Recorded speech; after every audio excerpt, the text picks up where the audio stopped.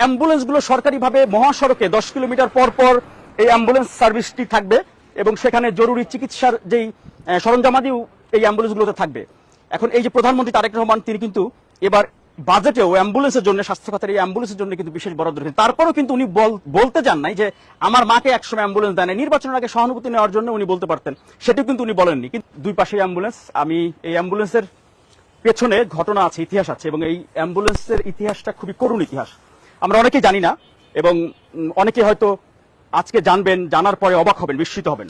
এই অ্যাম্বুলেন্সটি হচ্ছে সরকারি অ্যাম্বুলেন্স। সরকারিভাবে এই অ্যাম্বুলেন্স সার্ভিসটি মহাসড়কে থাকবে প্রতি 10 কিলোমিটার পর পর।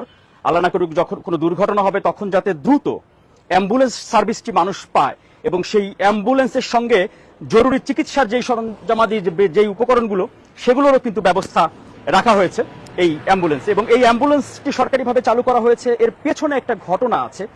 সেই ঘটনা হয়তো অফিসিয়ালি কোনো কাগজ কলমে লেখা নেই বা লেখা থাকবে না, কিন্তু সেই ঘটনাটা আমি একটু বলতে চাই। যে সাবেক 3 বারের প্রধানমন্ত্রী মহুয়া বেগম খালেদা জিয়া হৃদরোগে আক্রান্ত হওয়ার পর ওনাকে অ্যাম্বুলেন্স সার্ভিস দেয়নি, জরুরি সেবার জন্য, চিকিৎসার জন্য ইনজেকশন সেটি দেয়নি রাজধানীর হাসপাতাল।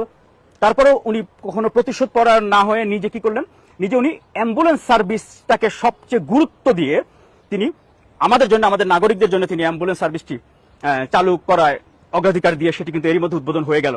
দেশে আসার পর একাধিক অনুষ্ঠানে তিনি কিন্তু এই অ্যাম্বুলেন্স সার্ভিসের কথাটি বলেছেন, কিন্তু একবারও সহানুভূতি নেওয়ার জন্য নিজের মায়ের অ্যাম্বুলেন্স দেয়নি রাজধানীর কোনো হাসপাতাল, সেটি কিন্তু নির্বাচনের আগে একবার উনি বলেননি। প্রথমবার তিনি বলেছেন তারেক রহমান প্রধানমন্ত্রী হওয়ার পর মালয়েশিয়াতে গিয়ে, যখন প্রবাসীরা নানা রকম দাবি দাওয়া করছিলেন, ওই সময় প্রধানমন্ত্রী তারেক রহমান বলার জন্য, উদাহরণ দেওয়ার জন্য তিনি প্রথমবার বলছিলেন যে আমরা শুধু কি পেলাম বা কি পাবো, হ্যাঁ, এইটার চেয়ে আমরা কি দিতে পারলাম সেটাই হয়তো মানে বেশি গুরুত্বপূর্ণ।